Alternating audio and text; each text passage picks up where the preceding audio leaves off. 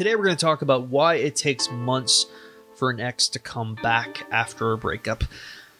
Now, a recent study conducted by us have found that on average it takes around 5.2 months for an ex to come back after a breakup. So today we're going to look at why it tends to take so long for them to come back, and we believe it really has to do with 4 pretty simple concepts. So let's just dive in right now and talk about what each of those concepts is. So the first concept is that avoidants on average take longer to reconnect with. Yep, it's the old faithful avoidant attachment style. Now there's a lot to talk about here, but I think the best place to start is by giving you sort of a broad blanket definition that we can apply to avoidant individuals. Now, the avoidant attachment style is usually considered a person who protects themselves at all costs by valuing their independence over dependence. Now, generally, when they enter into a relationship, they're looking for an excuse to leave the moment that the other person is perceived as threatening their independence. Again, not the super complicated version of avoidance that you're probably expecting, but it's going to do for our purposes. So here are a few truths about avoidant individuals that you may not know. Number one is, in general, they take longer to get back because they only really fawn after an ex when they feel safe. Number two is they usually only feel safe when they've moved on to someone else, when you've moved on to someone else, or a lot of time has gone by. Also, avoidants are typically very susceptible to a concept called the phantom ex syndrome, where they basically want to stay away from you because they like fawning after you from afar without the actual threat of being dependent on a relationship. The reason I'm digging in so hard on avoidance here is because a recent poll in our private Facebook support group found that most of our clients' exes are avoidant. So a lot of times when new clients come to us, we actually have to undo their expectations on how long the process will take. Unfortunately, we often aren't the first stop people have during their breakup journey. They'll usually go to one of our competitors. They'll get seduced by all these quick success stories. The people that claim, I got my ex back in 30 days, or he came back to me during the no contact rule, or it was super easy.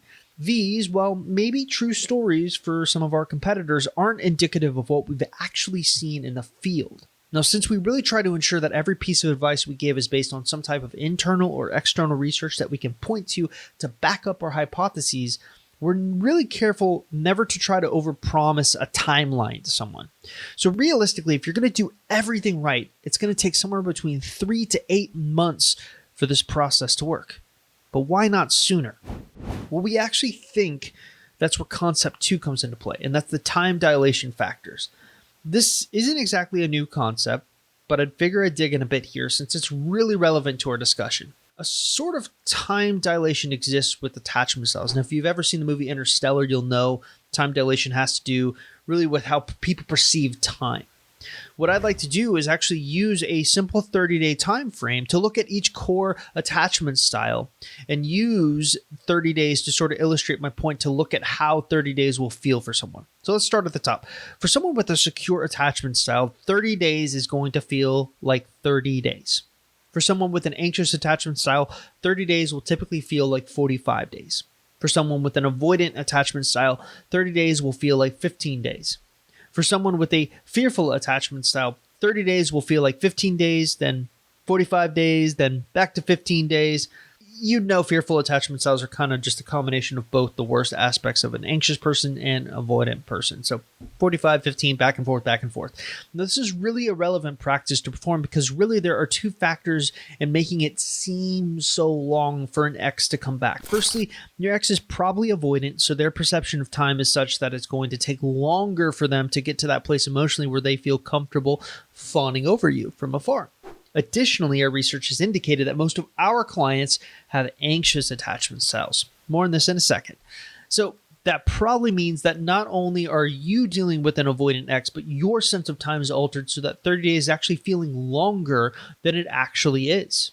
Combine these 2 sets of opposing time dilations together, and you have a situation that feels a lot longer than it actually is. But let's talk a little bit more about the anxious attachment style.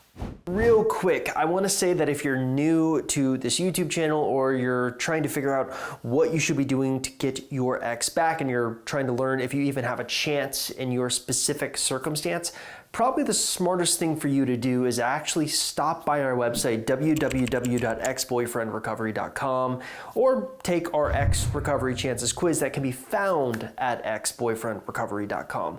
Now, if you're watching this on YouTube, taking that free quiz is super easy to do. All you have to simply do is look in the description link below this YouTube video and click on the link you see there. It will take you directly to the quiz where you can fill it out and get an easy answer on what you should be doing going forward and overall what your chances look like in your specific situation. All right, so let's get you back to the video. Concept 3, anxious behaviors from our clients usually makes the process take longer, but it's not their fault.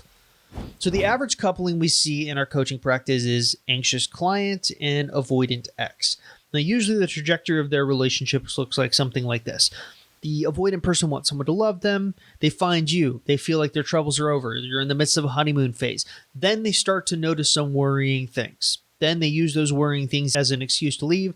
Then they decide to leave the relationship. Then they're really happy they left the relationship. Then they start to feel kind of lonely. They start to feel kind of depressed. They start to feel sorry for themselves. Why can't I ever find the right person? Leading them back to the beginning of the cycle. I want someone to love me. Oh, I found someone else, and on it goes. I've talked a lot about this. I have a lot of different names for it. My personal favorite is the relationship death wheel, because usually avoidance and anxious individuals are trapped in this wheel. They cannot get out of it. But in particular, for our discussion here on why it takes so long for exes to come back, we're interested in part number 3 of the cycle, the part where your ex or the avoidant starts to notice some worrying things. Now, assuming that your ex is indeed avoidant and you are indeed anxious, then those worrying things are usually some type of threat to your ex's independence, brought on by an anxious's need for reassurance. It starts off small and insignificant, but an avoidant is subconsciously looking for a way out of the relationship, and they'll use any excuse they can get. As such, they're usually caught up in this cycle with an anxious, where the anxious gets close, the avoidant runs away, the anxious starts a fight, the avoidant avoids the situation. Then there's a short-lived reconciliation, and on and on and on again. Now, I'm not trying to shame anyone here or even say that the anxious person did anything wrong. Many times they're just reacting to an avoidant and trying to keep the relationship alive out of desperation, which is a very, as weird as it sounds, admirable quality. All I'm saying is that each time the anxious tries to get close to an avoidant, the avoidant reads it as a threat to their independence and then ultimately runs away. Now, the more the cycle plays out, the more trauma and bad experiences build within the avoidant, so that by the time an actual breakup occurs, the avoidant has filed away all these anxious associations about their exes, and they hold that against them.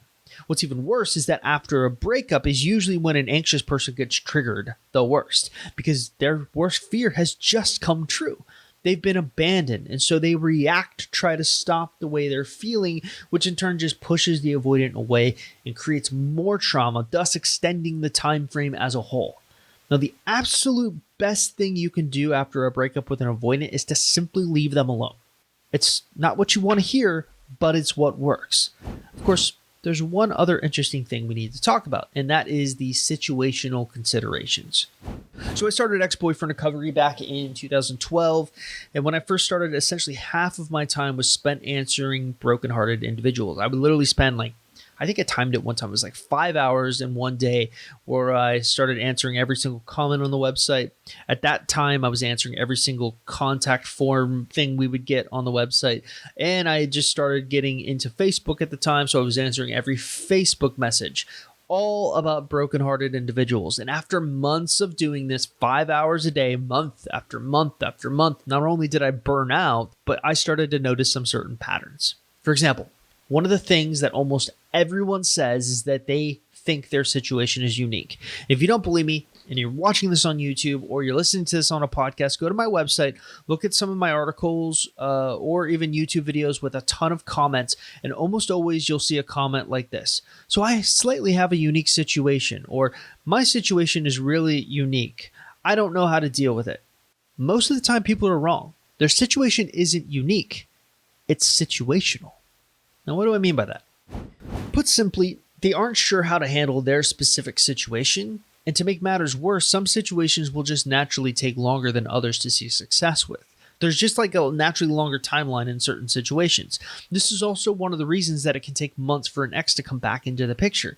But what are those situations? Well, we've actually located 4 situations where no matter what you do, it's generally going to take a longer time to see results. Number 1 is any type of long distance relationship. Number 2 is any situation where your ex has a new boyfriend or girlfriend. Number 3 is your ex has been deployed via military. And number 4 is you cheated on your ex and it takes time to rebuild trust. Now, are you seeing a common theme here? There's usually some obstacle, whether it be person or distance, that prevents a clean pathway back to you. It's not that these situations are impossible or we've not seen success with them. Believe it or not, we do really well with long distance relationships and situations where your ex has moved on to someone new. It's just that you need to temper your expectations. Go in thinking it's going to take a long time to see results as opposed to being seduced by the get-rich-quick schemes.